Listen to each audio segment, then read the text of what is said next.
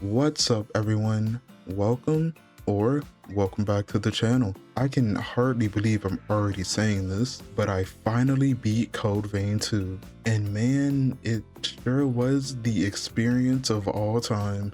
Definitely not the best game I've ever played, and early on I was debating if I even wanted to finish it, but now that I've pushed through to the end and had time to think, I can admit that while the game had a few issues, the good outweighs the bad for sure. But enough with the intro. I've got a lot I want to say about this game, so let's get straight to it. Starting off, I want to talk about one of the major aspects of Code Vein 2, that being the brand new universe it's set in. To briefly explain, as we were starting to learn more about Code Vein 2, it was revealed that it wouldn't be a direct sequel to the first game. It was set in a different universe with new lore and no returning characters, which led to the confusion and anger of many fans. And to be fair, I was a bit disappointed myself when I first heard about it. I wasn't that attached to anyone from the first game, besides one character, but the idea of a sequel sounded interesting for one specific reason. The same reason that made me even want to try the first game.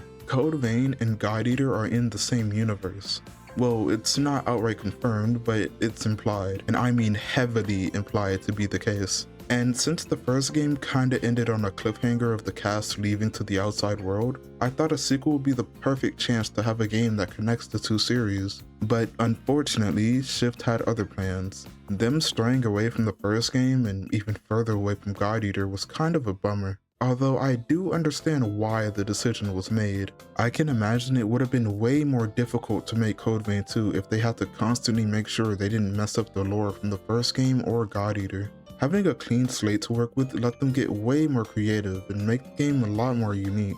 And I have to admit, I found myself falling in love with this new world and cast of characters way faster than I could have imagined. There genuinely wasn't a single character that I actively disliked or just felt neutral about. This is absolutely the best cast Shift has made since God Eater 2. After spending nearly 70 hours on this game, getting to meet, fight, and befriend these characters, it's still difficult for me to pick a favorite. It could easily switch between one of the four heroes depending on the day. But as of right now, I definitely have Jose at the top of the list. This game really makes me wish I liked the Code Vein 1 characters more. They weren't bad or anything, but damn, Code Vein 2 really stepped it up. And speaking of, combat and exploration also got a lot better between games. But let's start with the exploration first. I was a bit skeptical about Code Vein 2's switch to an open world. It sounded pretty cool in concept though, especially with the addition of the motorcycle. However, I don't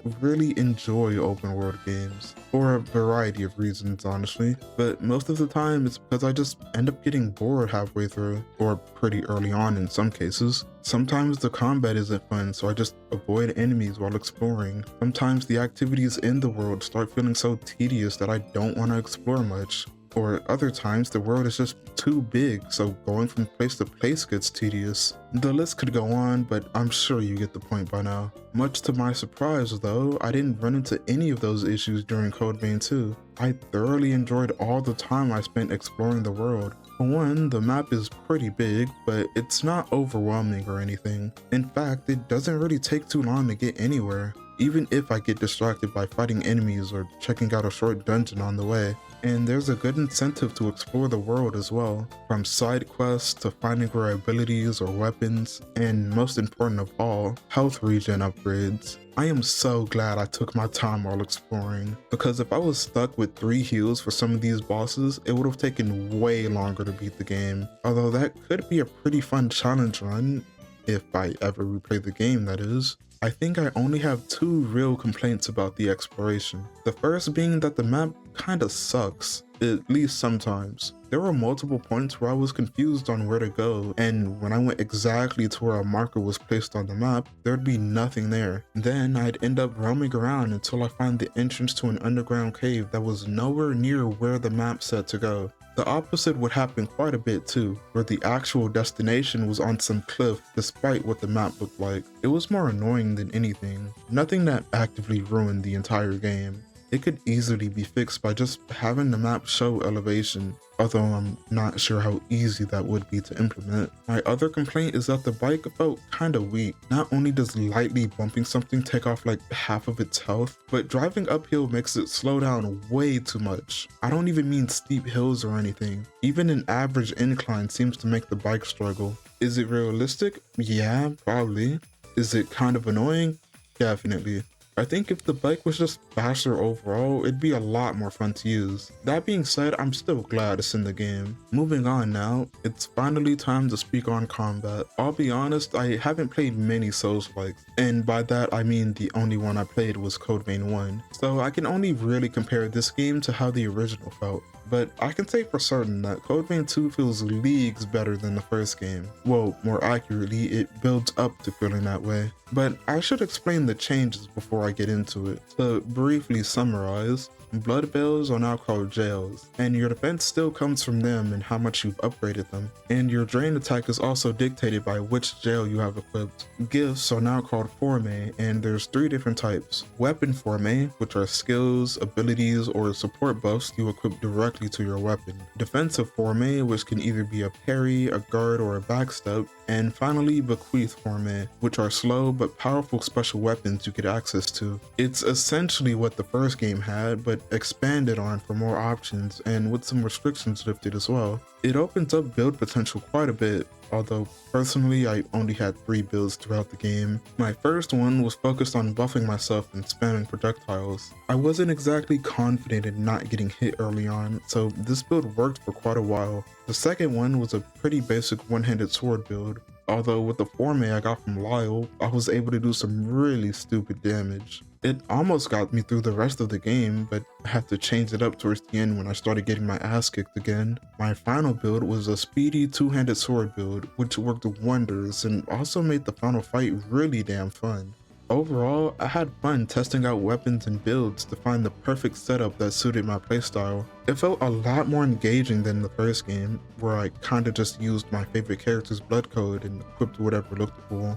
But as for the combat itself, it starts out kinda rough, specifically during boss fights. I will say though, fighting regular enemies while traveling the world or exploring dungeons is totally fine. It's those goddamn boss fights, man. My main issue with some of the bosses is that they're way too aggressive for what options the game gives you, especially early on. I learned pretty quick that the game really wants you to block or parry, since trying to dodge usually rolled me right into another attack. But then, when I did start blocking, I didn't have enough stamina to last through the combos they'd start throwing at me, which made me start dodging in between blocking to get some space and recover stamina, which eventually just got me hit anyway. It was a lot to deal with. Definitely a pretty long learning experience. A lot of the early bosses were annoying, but still winnable. I eventually took them down with enough patience, but that didn't exactly make them fun, you know? But thankfully that didn't persist for the whole playthrough.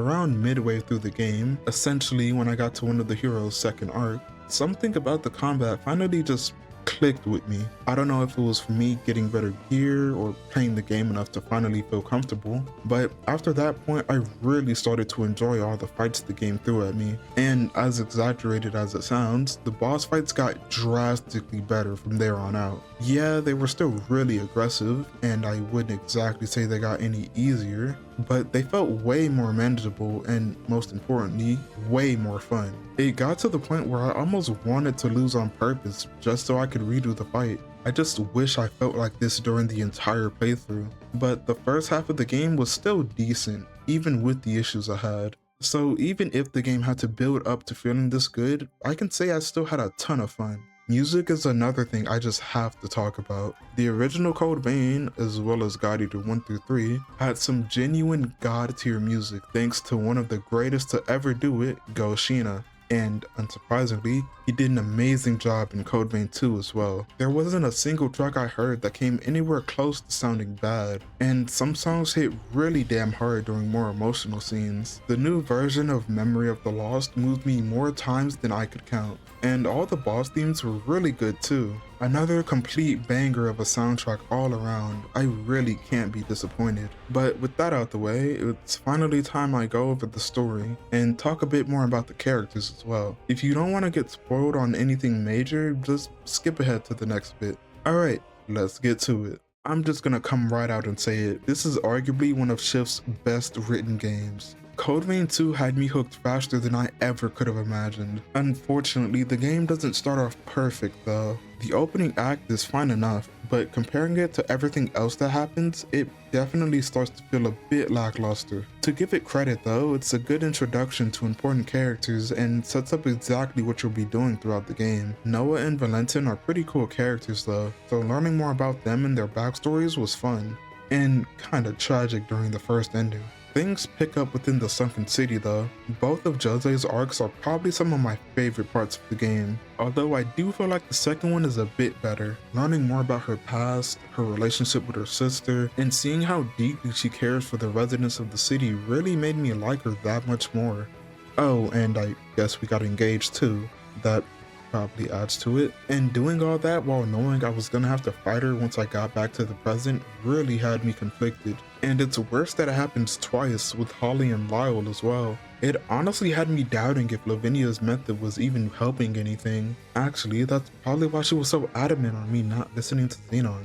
And speaking of, I know I said I like basically everyone, but Xenon is another one of my favorites. Val just loves his wife. I gotta respect it. And as for Holly and Lyle, they're great. I don't like them as much as Jose and Zenon, but they're far from bad characters. Their story arcs moved me all the same. I do really wish we got to see more of Gobo and Oscar, and the Bureau in general really. You do that one fight and just never hear from them again. And since Oscar really looked up to Gobo and we, well, killed him, I kinda can't help but wonder what happened to him, or where Gobo sent him off to. Maybe it'll be expanded on in some DLC later, who knows. One more thing I have to praise about Code Vein 2 are the endings. You don't understand how relieved I was when I managed to get all 3 endings in one playthrough. The way it's handled here is leagues better than having to play the entire game again like with Code Vein 1. On top of that, the true ending feels like a proper happy ending instead of a slight cliffhanger.